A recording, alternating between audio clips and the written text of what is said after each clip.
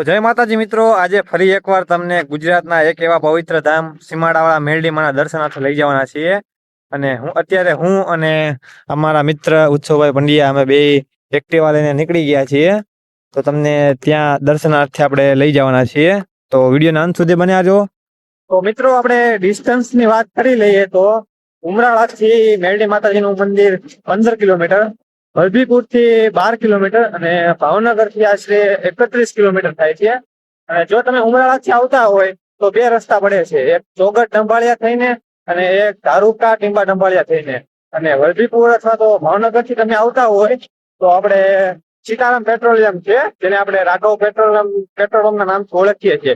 ત્યાંથી તમે વળી શકો, ડાયરેક્ટ તમને મેરડી માતાજીના મંદિરે રસ્તો લઈ જાય છે. તો મિત્રો, આપણે પહોંચી ગયા છીએ સીમાડાવાળા મેરડી માતાજીના મંદિરે. તમને થોડો નજારો બહારથી બતાવી દઉં, પછી તમને માતાજી મેરડીના અંદરથી તમને દર્શન કરાવી દઉં. ચાલો થોડા અંદર તમને જઈએ. શરૂઆતમાં અહીંયા ઘણા બધા ફોટા એવા છે, તમે જોઈ શકો છો બહારનો નજારો. અને તમે જે આ બધા ફોટા જોઈ રહ્યા છો એ કાંઈ એમનામ નથી લગાડવામાં આવ્યા. જે કોઈ દંપતીને સંતાન સુખ નથી અને સીમાડાવાળા મેરડી માતાજીની દયાથી સંતાન પ્રાપ્ત થાય છે, એ બધા ફોટા એ બાળકોના છે. એમ તમને થોડાક માતાજીના નજીકથી દર્શન કરાવી દઈએ. અને કહેવાય ને કે ધાર્યા કામ તો આખું જગત કરે, પણ જે અંધારા કામ કરે ને, તમે તાવો માનો, શ્રીફળ કે દીવાની જ્યોતિ આવીને ઊભા રહે, એ આ સીમાડાવાળા મેરડી માતાજી. પણ અહીંયા આપણે બે ભાઈઓ મળ્યા છે, એક દાદા છે અને મારી જેવા ભાઈ છે. આપણે એમને થોડી ઘણી જાણકારી એમની પાસેથી મેળવીએ. તો દાદા, તમને કઈ એવું કઈ જાણકારી? બીજી તો શું જાણકારી, એમાં તો વર્ષો ઘણા થઈ ગયા. બરોબર ને, પણ હવે બીજી તો આપણને કોઈ જાણકારી નહીં. અને આ ગમે એનું કામ કરે, ધારા કામ મૂળ માતાજી ગમે એ કરે. તાવો માનો કે શ્રીફળ દીવે તમે કરો. તો ભાઈ તમને કઈ? રવિવારે પબ્લિક નું બહુ હોય ને તાવા હોય છે. અને પૂનમ નું આપણે પૂનમ 4-5 હજાર નું પ્રસાદી દર પૂનમ ઉજવવામાં આવે છે. અને આપણે અહીંયા કેટલા ગામ લાગુ પડે છે? લાગુ તો 5 ગામ, પણ અલ્ટ્રા પંથના બધા માણસો અહીંયા આવે છે. 5 ગામના નામ તમને આમ જણાવી શકો મને? ડંભાળિયા, પાલડી, ઉખરલા, મગલાણા, ટીંબા. અને બીજા આજુબાજુના બીજા ગામના તો આપણે ભક્તો માને જ છે, તો શ્રદ્ધાથી. સમાડી છે, ચોગટ છે, ધારુકા, ભાંગળી બધા આવે છે સેવા માટે. બરાબર. અત્યારે તો સેવામાં ભુવા છે, પણ અત્યારે બાર ગયા છે. બરાબર. બીજું કેવું ખાસ સામે ઓલા જે ફોટા લગાડ્યા નાના છોકરાના, એનું શું રહસ્ય છે? માતાજી આપેલા છે. બરાબર.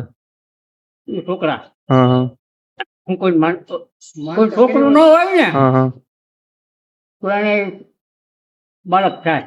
અને એના ફોટા છે. અને આપણે અહીંયા જે ઝાડ છે શ્રીફળના તોરણ ને એવું બધું છે, એ ભક્તોનું જ છે ને? મૂળમ એમની માનતા કે એવું કઈ? બધા માનતા. બરાબર.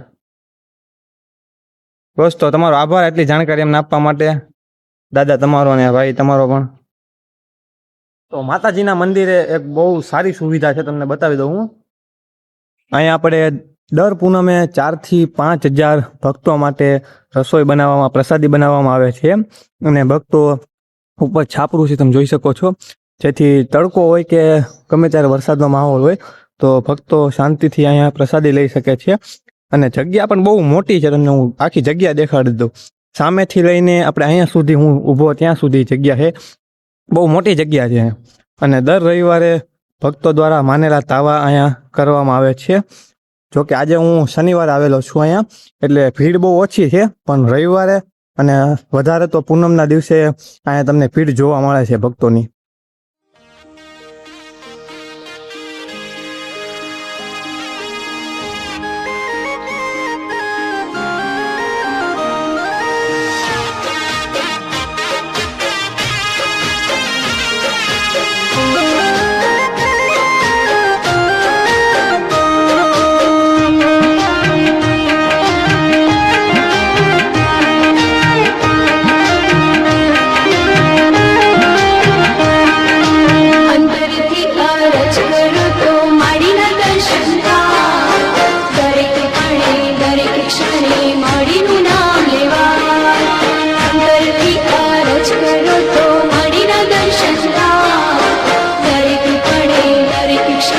મારીનું નામ લેવા માં મેલડી મનડામાં રમનારા માં મેલડી હૈયામાં વસનારા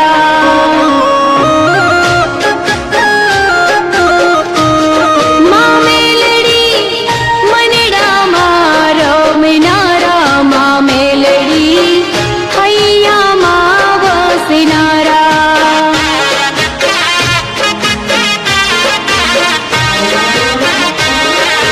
પેઢી પેઢીની વાતો કહેનારા દોષી રૂપે માડી દર્શન દેનારા. તો મિત્રો સીમાડાવાળા મેરડી માતાજીના દર્શન કરીને તમને કેવો અનુભવ થયો કોમેન્ટમાં જરૂરથી જણાવજો. અને જે મને જાણકારી હતી એ જાણકારી મેં તમારા સમક્ષ રજૂ કરી. એમાં જો મારી કંઈ ભૂલ થઈ હોય તો પાક્કું મને જણાવજો. અને તમને અમારો આ વિડીયો કેવો લાગ્યો? જો વિડીયો ગમ્યો હોય તો વિડીયોને લાઇક કરો. આવા જ મજેદાર વિડીયો જોવા માટે અમારી ચેનલ કાઠિયાવાડી મેન્સને સબસ્ક્રાઈબ કરો. અને હવે પછીનો આવનારો વિડીયો શેના પર બનાવવામાં આવે એ પણ કોમેન્ટમાં જરૂરથી જણાવજો. મળીએ આવનાર મજેદાર વિડીયો સાથે. ત્યાં સુધી જય માતાજી.